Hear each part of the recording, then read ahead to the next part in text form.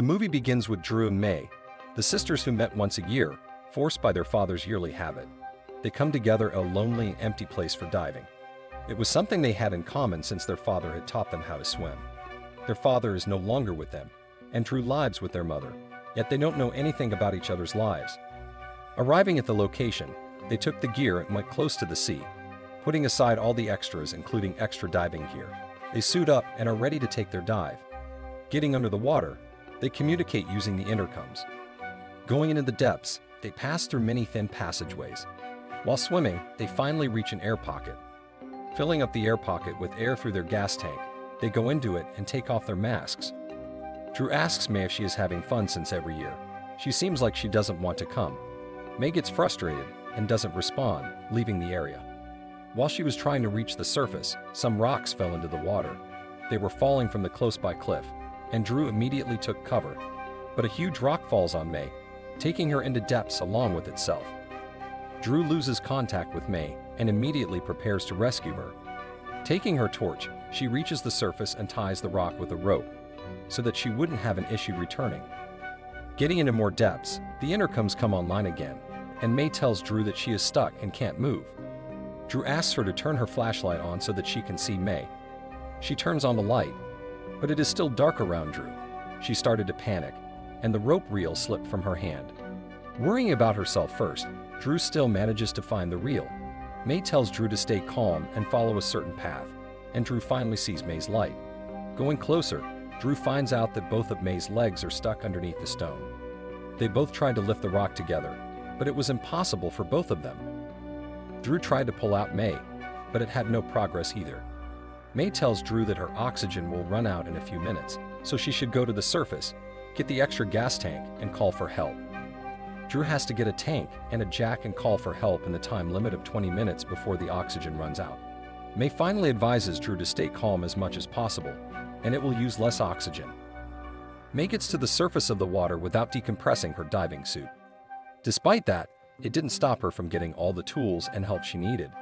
Unfortunately, the gas tanks and smartphones were stuck under the fallen rocks. She tried to put away the rocks, but they didn't budge. On top of that, she had forgotten to put on a timer too. Using a hunch, she set the timer to 16 minutes and rushed to the car. But again, tragedy strikes as the car is locked too. She breaks the window of the car and takes out the extra tanks. She tried opening the trunk, but it was not going to open without a key. Drew resorts to finding a gap in the back seat to reach the trunk, but there is none. She tears apart the seat with a knife, only to find that there is a metal plate between the seat and the trunk. Time was running out, and each second mattered. In a rush, one of the tanks falls out of her hand, but she takes it again. Going down, she gets in her diving suit again, but instead of switching her own tank, she decides to let it be with the old one. Close by, she sees a boat and forgets about the time, yelling at the boat for help. It could have been a great help, but the oxygen for May was running out as well. Time was slipping, but calling the boat would have been a great gamble to take. Either it could lead to being late, or it can save both situations at once.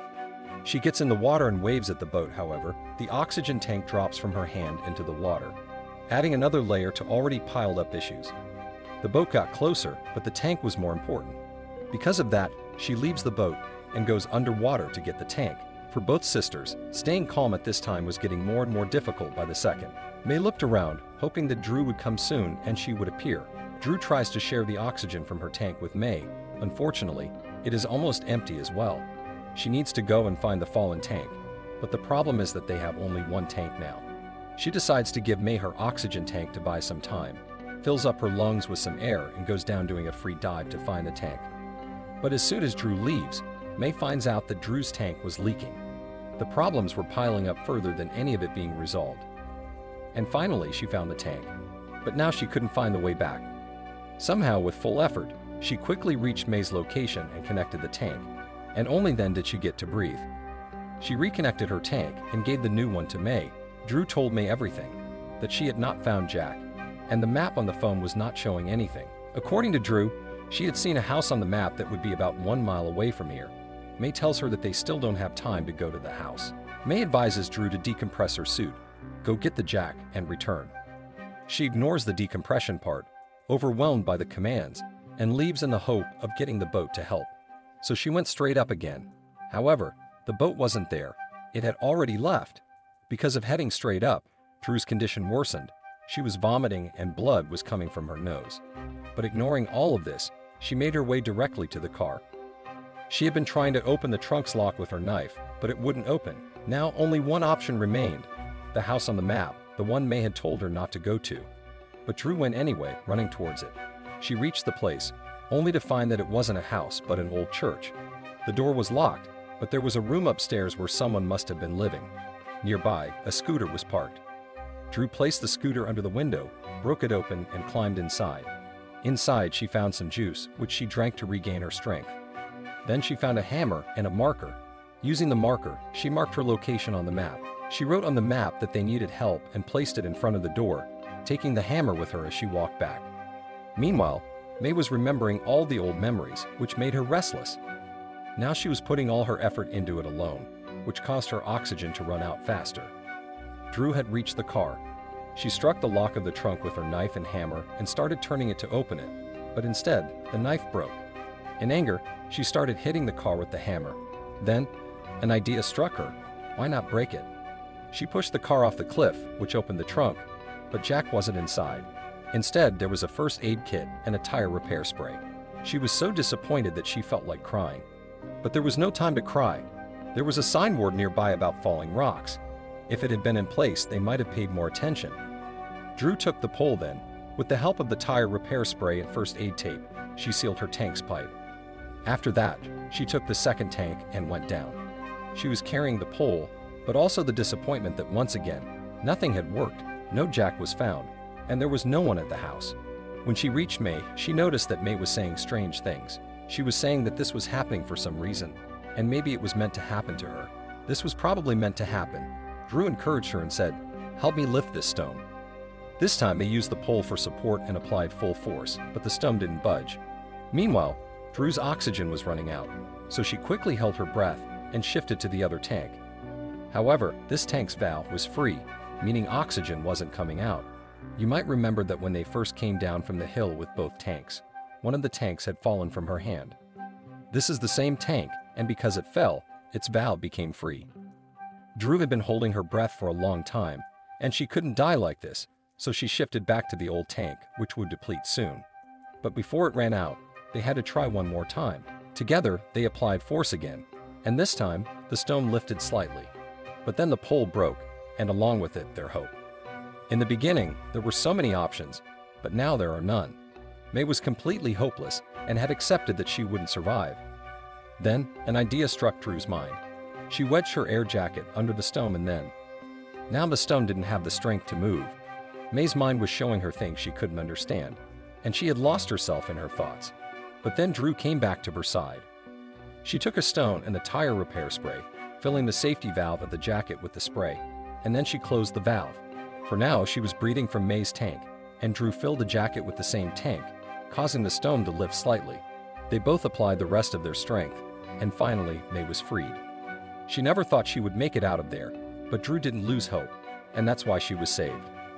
But now Drew was in bad condition. She had given it her all.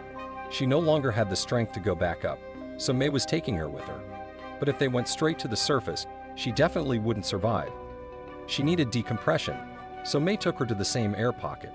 But even there wasn't enough oxygen, and May's tank was also. The tank was empty. If they stayed there, they would both die. And if they went straight up, who knows if May would survive? But Drew would definitely die. They needed more oxygen, and May would arrange that. She would hold her breath and go back to get the broken tank. That was the only option.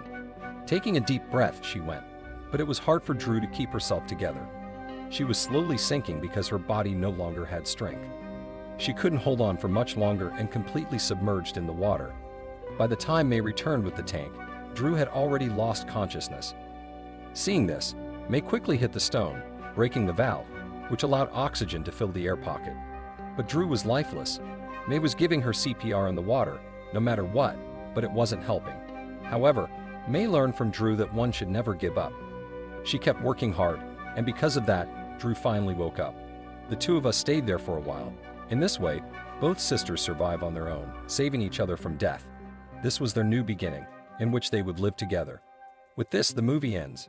The story of Drew and May is a gripping tale of survival, determination, and the unbreakable bond between siblings. Through their perilous journey, we learn valuable lessons about resilience, the power of hope, and the importance of never giving up, no matter how dire the circumstances may seem. Drew never allowed herself to succumb to despair. She could have easily abandoned her mission to save May, given the increasing difficulties she encountered. Each moment pushed her closer to failure. However, she remained determined, using every ounce of her resourcefulness to find a way. This teaches us that when faced with adversity, persistence can be the key to overcoming even the most insurmountable challenges. Additionally, the relationship between Drew and May emphasizes the importance of family and the bonds that connect us. At the beginning of the story, their relationship was strained, filled with unspoken tension and distance. However, when faced with life or death, their love for each other overpowered any previous emotional barriers. May, who initially seemed reluctant to spend time with Drew, eventually realized how much she needed her sister. This illustrates that sometimes we take our loved ones for granted until circumstances force us to see their true value. The story reminds us to cherish those we hold dear before it's too late. The story also teaches us about self-sacrifice and the willingness to put others before ourselves. Drew risked her life multiple times, giving May her own oxygen and diving back into the depths without proper equipment. Even when her body was giving out, she prioritized her sister's survival. This selflessness is a powerful reminder that sometimes our greatest strength comes from our ability to care for others. In a world where individual success is often prioritized, this story serves as a reminder that true fulfillment often comes from helping those we love. The story also conveys a message about the unpredictability of life. Drew and May set out on what seemed like a simple diving trip, but fate had other plans. Life is full of uncertainties, and we never truly know what might happen next. This serves as a reminder to always be ready for the unexpected and to approach each day with resilience and courage. The journey of Drew and May is more than just a survival story. It is a tale of love, courage, hope, and resilience. Their experience teaches us that perseverance, adaptability, and emotional endurance are crucial in overcoming challenges. It reminds us to value our relationships, stay hopeful even in dark times, and always be prepared for the unexpected. Most importantly, it proves that as long as we have the will to fight, there is always a way forward. Don't forget to like this video and subscribe to our channel. Thanks for watching.